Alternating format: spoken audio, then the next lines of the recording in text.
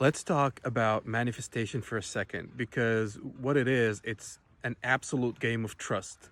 And let me explain to you how you can think about it from a really practical point of view. Like it's not all supernatural or related to a religion or a belief system. Although if you're subscribed to something like that, it's you have your own idea of what it is. But um, your mind is basically a problem solving machine. And what it does, you give it a problem and you give it a desired solution, and it acts to connect the two dots. Like it acts to move you from a point A to a point B in the shortest amount of time and with the least effort. That's what your mind is trying to do absolutely every day. It's trying to keep you lounging about while succeeding in life.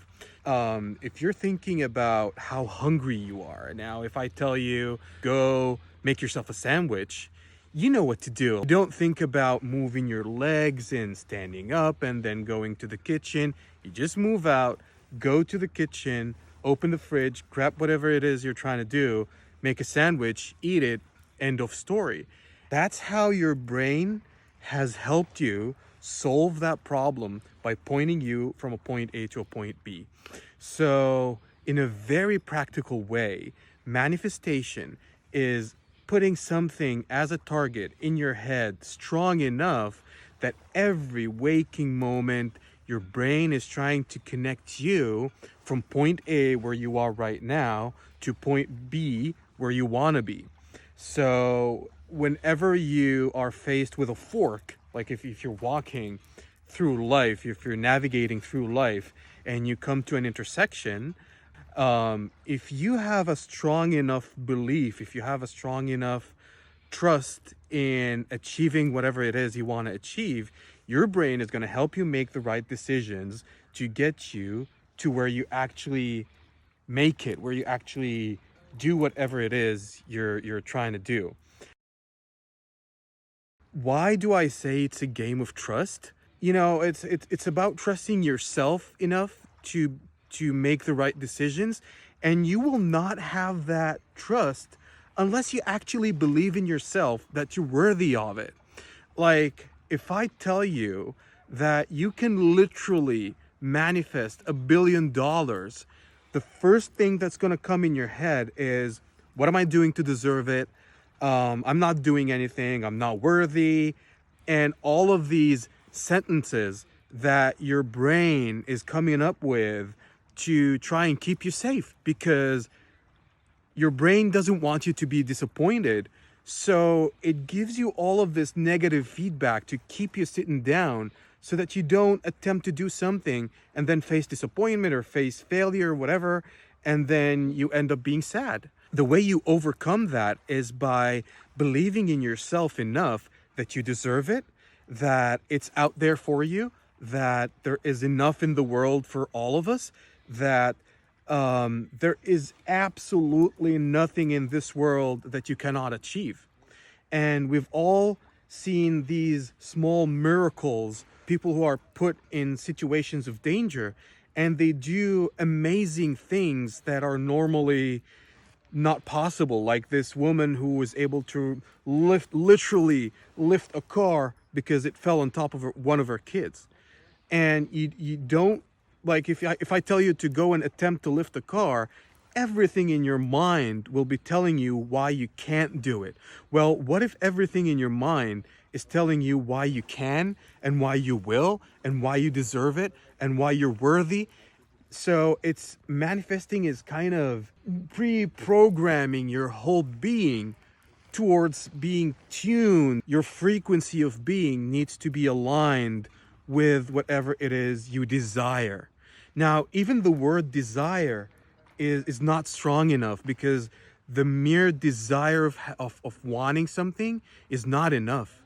You have to really believe that you deserve it, to the point where you actually can sit down and imagine what it feels like to be there in the situation that is the best outcome of all of life for you.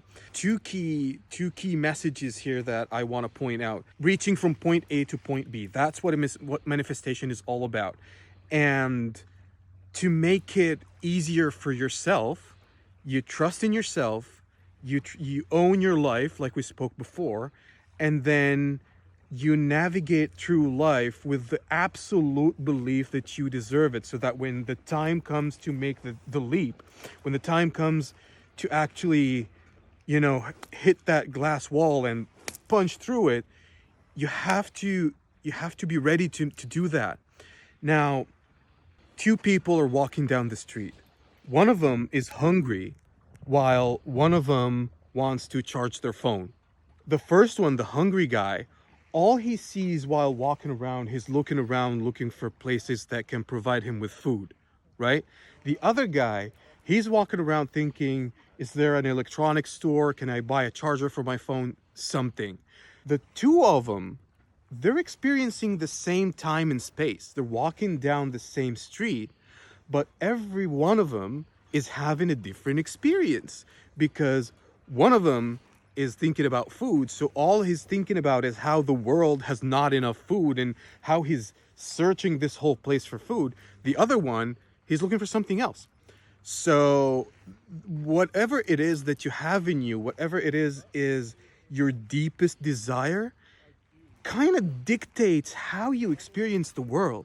Because even in negativity, like, you gotta be really careful about all the messages or all the perspectives that are skewed that you hold against your own self. It's like shooting yourself in the foot.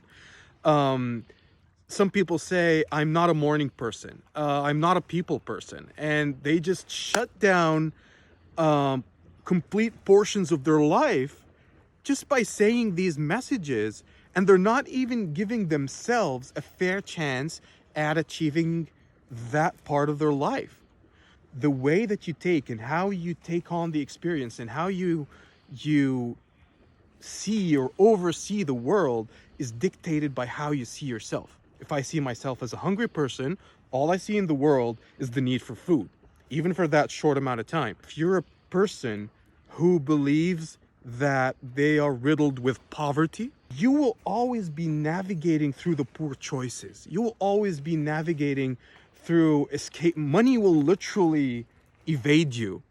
But if you have that perspective of being enough and having enough and, landing on riches, that's, all these public figures that we think are successful, all they do is have absolute belief that they can achieve this, that they can get to the riches, and they can get to the projects, and they can get to all of these nice things that they have. And while the rest of the world thinks they're lucky, they're not lucky. Luck is something that you do for yourself. You make yourself lucky by believing in yourself that whatever it is you want is out there for you to experience. If you notice, I haven't touched on anything metaphysical or anything that is outside of this world. Manifesting the life that you want starts with believing that you deserve it, so that your mind will be able to take you from point A to point B with the least amount of effort. And when the time comes to make the choices, you'll be able to make the right choice. So start manifesting.